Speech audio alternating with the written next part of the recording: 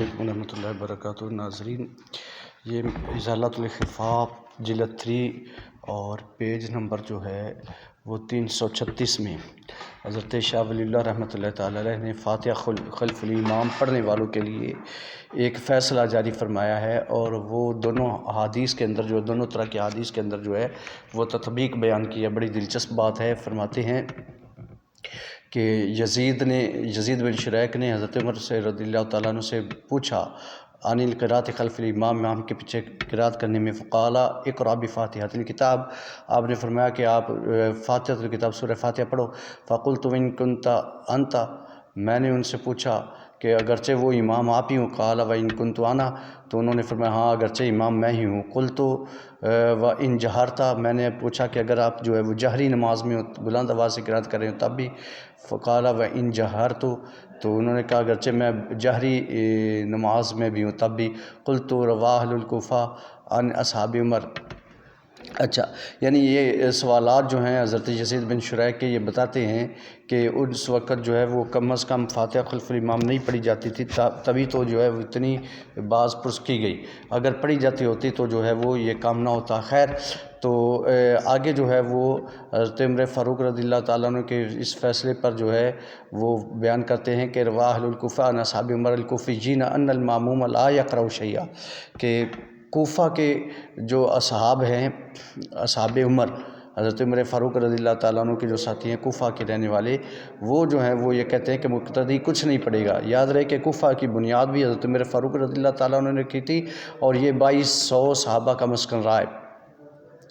اور وہ کوفہ کے لوگ جو ہیں وہ کہتے ہیں کہ کوئی چیز نہیں پڑھی جائے گی۔ والجمع ان القبیح فی الاصل، اور فرماتے ہیں کہ اس کے درمیان جو تطبیق یہ ہے کہ اصل میں ان ینازع الامام فی القرآن،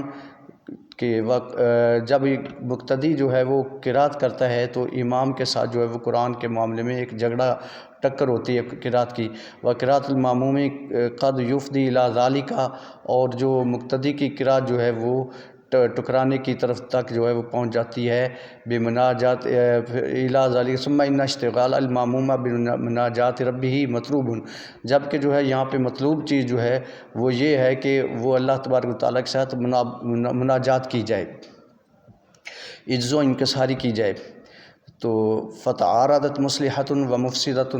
تو ایسی صورت میں جو ہے ایک مصلحت اور ایک مفسدے کا تقابل ہو جاتا ہے، یعنی یہ آپس میں مصلحہ اور مفسدہ یہ دونوں جو ہیں وہ آپس میں مد مقابل آ جاتے ہیں۔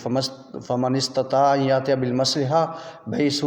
لاتخذھا، اگر جو ہے وہ کوئی ایسا آدمی ہو جو مصلحت کا شکار ہو اور وہ مفسدہ سے بچ سکتا ہو، تو پھر جو ہے وہ قرات خلف الامام کر لی، فلیفعل، ومن خاف المفسدہ ترکہ، اور اگر جو ہے وہ کوئی مفسدہ کا شکار ہو، یعنی جو جس کو یہ شبہ ہو کہ ٹکر ہو جائے گی امام کی قرات کے ساتھ، جو ہے جھگڑا ہو جائے گا، تو اس وجہ سے جو ہے یہ مفسدہ ہو جائے گا، تو اس کو پھر چاہیے کہ وہ قرات جو ہے وہ خلف الامام کو چھوڑ دے۔ ناظرین، یہ تو حضرت شاہ ولی اللہ رحمۃ اللہ تعالیٰ علیہ نے فیصلہ دے دیا، لیکن آج اب اگر اسی فیصلے کو دیکھا جائے تو آج کے اس دور میں جو ہے وہ مفسدہ تو ہے، مصلحہ نہیں ہے، تو لہٰذا پھر جو ہے مصلحہ بھی اسی میں ہے کہ مفسدہ سے بچا جائے، کہ اور قرات خلف الامام جو ہے وہ ترک کر دی جائے۔ السلام علیکم ورحمۃ اللہ وبرکاتہ۔